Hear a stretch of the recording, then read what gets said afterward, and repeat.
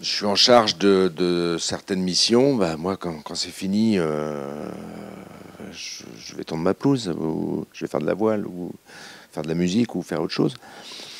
Mais donc voilà, alors l'année dernière, si quand même, l'année dernière, j'ai travaillé 30 week-ends sur 52. Évidemment, on travaille quand les autres sont en mode loisir. Donc, effectivement, c'est l'été. Je connais peu de gens du spectacle qui ne travaillent pas l'été. Le statut d'intermittent fait que, en fait, on travaille à fond. Et dès qu'on n'a plus de travail, ben, c'est difficile de prendre des vacances parce qu'on se dit oh, j'ai plus de travail. Voilà. Donc ça c'est un petit truc qui rend un peu taré, mais au bout de quelques années, on s'habitue, on se dit non, là tu as bien travaillé. Être intermittent, c'est pas une obligation pour tout le monde. C'est-à-dire qu'il y a des gens dans des compagnies ou dans des structures culturelles qui sont salariés. Voilà, donc qui sont en CDI, protégés par le droit privé, donc qui ne sont pas forcément intermittents. Ça, pour pouvoir avoir des salariés, il faut que la structure elle soit déjà bien costaude, c'est-à-dire qu'il faut qu'elle dégage des recettes pérennes. Donc c'est vrai que c'est pas pléthorique les emplois administratifs dans les structures artistiques, mais il y en a. Et souvent, c'est les postes d'administrateurs ou de comptables qui sont pas des emplois d'intermittents du spectacle. Donc il y a plus de confort. Ces gens-là, ils sont plus dans un emploi du temps qui peut être qui se rapprochera un petit peu plus du mien. Mais nous, qui accompagnons qui mettons en œuvre les politiques publiques, on va voir les artistes quand même. On va voir ce qu'on accompagne. Donc après notre journée de travail, eh ben, on va les voir. Ils se diffusent le soir, ces couillons, ces idiots. Le soir et le week-end. Donc le soir et le week-end, ben, on travaille aussi pour aller voir ce qu'ils font. Bon, c'est plaisant, hein, c'est mieux que d'aller voir du bitume posé sur des routes, hein, mais voilà. Juste, ça me fait sourire parce que je devais présenter le CAPES d'éco, l'agrégation d'éco et d'économie. Et puis finalement, j'ai opté pour présenter un concours d'attaché territorial parce que je voulais travailler dans la culture, je voulais travailler dans les politiques culturelles. Après avoir fait un stage, justement. Je terminais la fac. Alors à l'époque, ça ne s'appelait pas un master, c'était une maîtrise. Et j'ai fait un stage dans une direction de la culture à la région Bretagne. Et j'ai trouvé que c'était absolument formidable. Je n'avais jamais entendu parler du métier d'attaché territorial, enfin, du concours, je ne savais pas du tout. Quand on est attaché territorial, en fait, attaché territorial, ce n'est pas un métier, c'est un grade. C'est un grade qui permet d'accéder à des postes de catégorie A, dits d'encadrement. Donc à responsabilité et d'encadrement, de management. Donc ici, vous avez des attachés territoriaux qui travaillent au service des finances, qui travaillent au service des routes, qui travaillent au service de l'accompagnement des personnes âgées. Enfin, vous pouvez retrouver des attachés qui font plein de métiers différents. Moi, sur mon métier, aujourd'hui, mon rôle essentiel, c'est de coordonner et de mettre en œuvre les politiques culturelles qui sont, et sportives, mais ça on ne va pas en parler aujourd'hui, qui sont décidées par les élus. Et pour ça, j'ai une équipe de collaborateurs que je manage et je dirais que 80% de notre activité, c'est accompagner les initiatives des acteurs culturels sur le territoire. Donc les accompagner, c'est les recevoir, comprendre leurs projets, parfois les accompagner pour aussi le construire, etc. On leur verse des subventions. Voilà.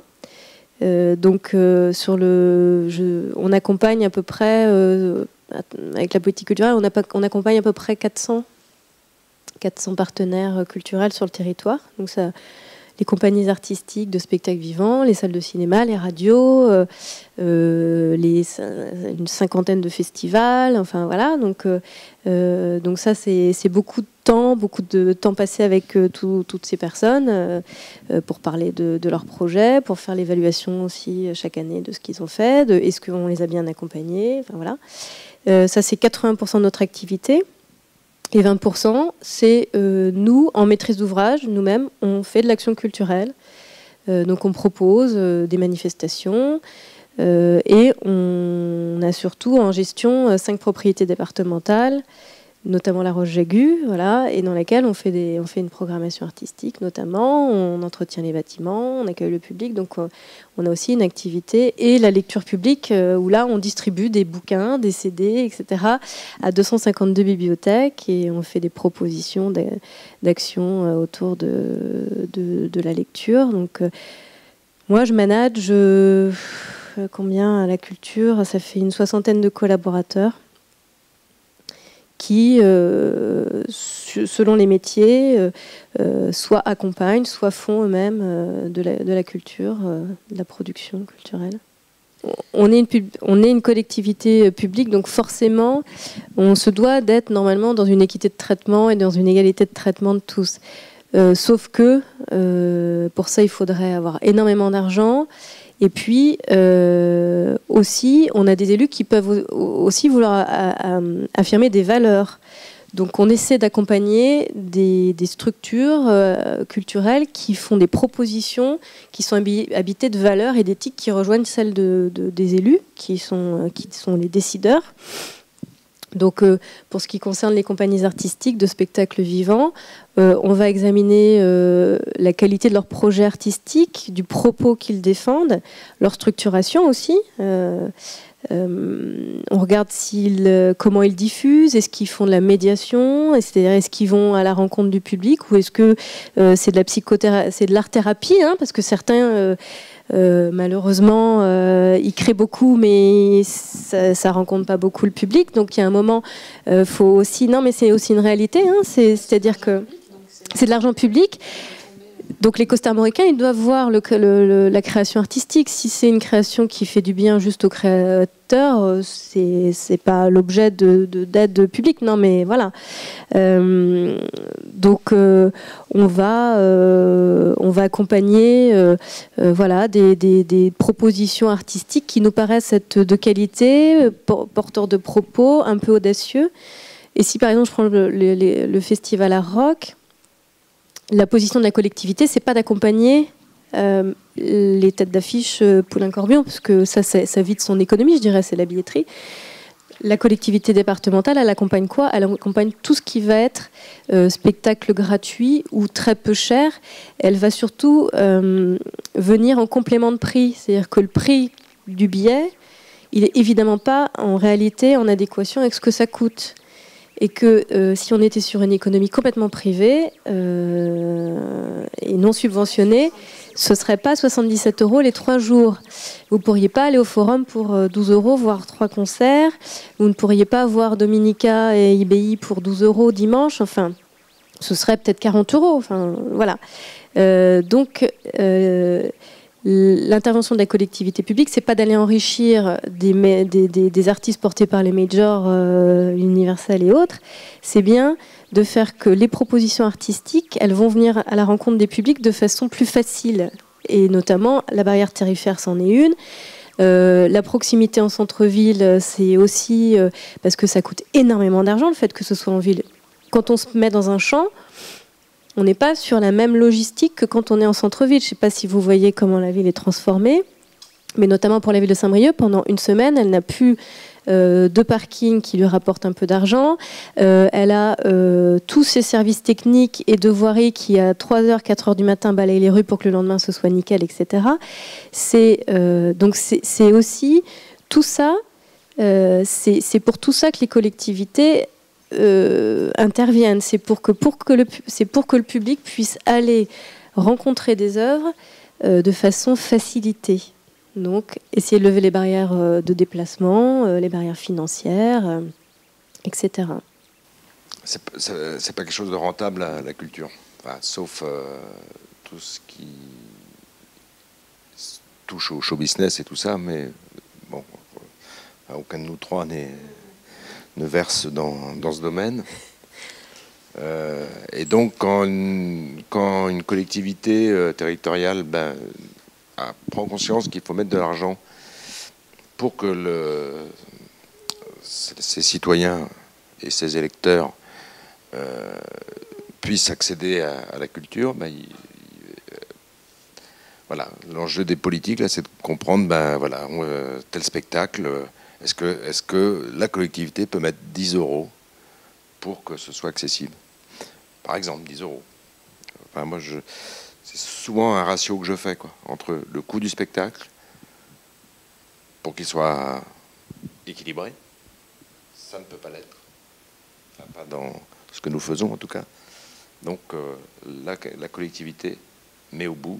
Et après, c'est aux politiques de décider jusqu'à quelle hauteur il est prêt à y aller et quelles sont les retombées humaines, sociales, culturelles.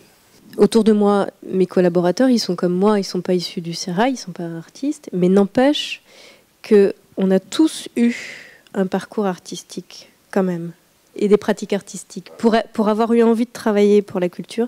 Donc moi, j'ai été danseuse, voilà, ma vie, j'ai eu 2 fois, ça a failli basculer 2 fois. Une première fois, à 18 ans, à 3 mois du bac, un directeur de compagnie qui me propose d'intégrer sa compagnie professionnelle.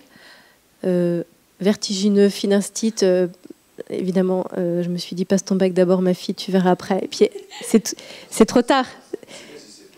C'est moi qui me le suis dit. Mes parents se sont bien gardés, parce que mes parents savent que je prends toujours le contre-pied de ce qu'ils me disent. Donc ils se sont bien gardés de me donner le moindre conseil. Voilà.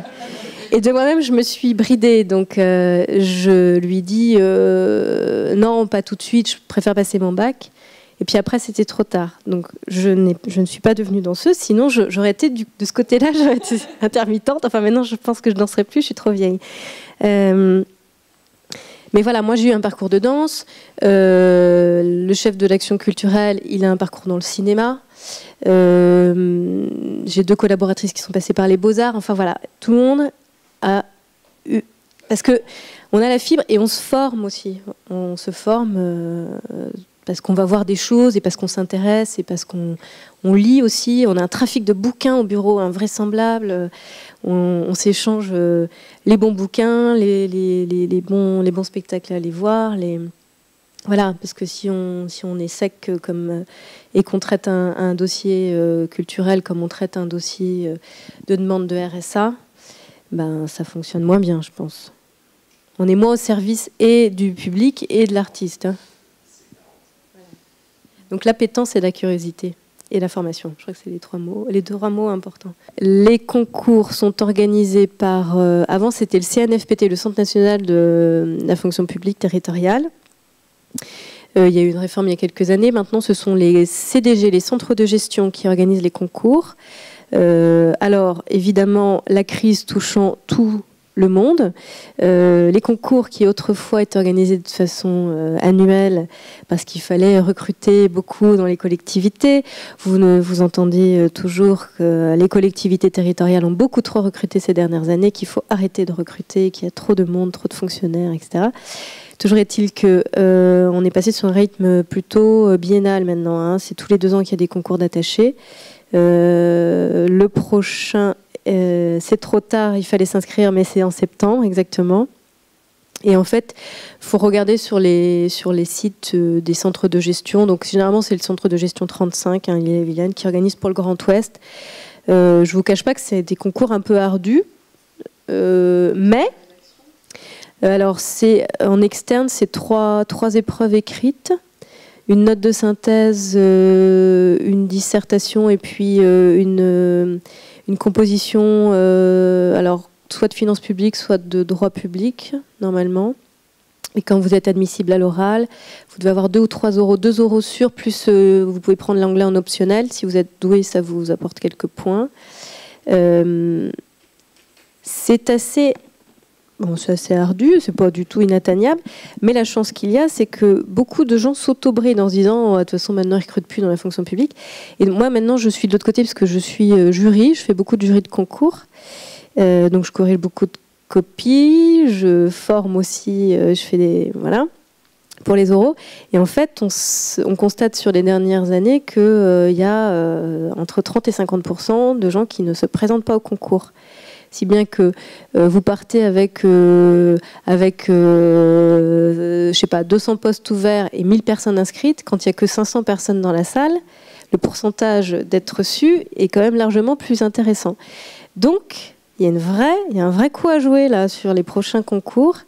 Parce qu'il y a un gros taux de déchets. Donc, alors qu'on était sur à peu près entre 6 et 10% de reçus, là, je pense que sur les derniers concours, on doit être à 15-20%. Donc, ça devient quand même très intéressant. L'IPA Garenne est une très très bonne école qui prépare très très bien. Les IRA, faut y rentrer, faut réussir.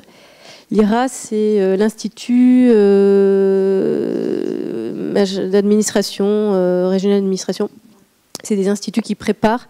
L'intérêt de l'IRA, c'est qu'on y rentre sur concours et une fois qu'on y est, on est payé pour préparer. Généralement, on fait les IRA plutôt pour rentrer dans la fonction publique d'État. Mais l'IPAC prépare très très bien au concours administratif. Voilà. Mais les concours, c'est comme disait Jean-Yves, c'est un muscle. Il faut faut pas hésiter à en passer plusieurs et il faut s'entraîner. Il faut s'entraîner. Les concours, il y a un potentiel. D'abord, il y a les connaissances, mais il y a aussi de la chance et il y a de l'endurance.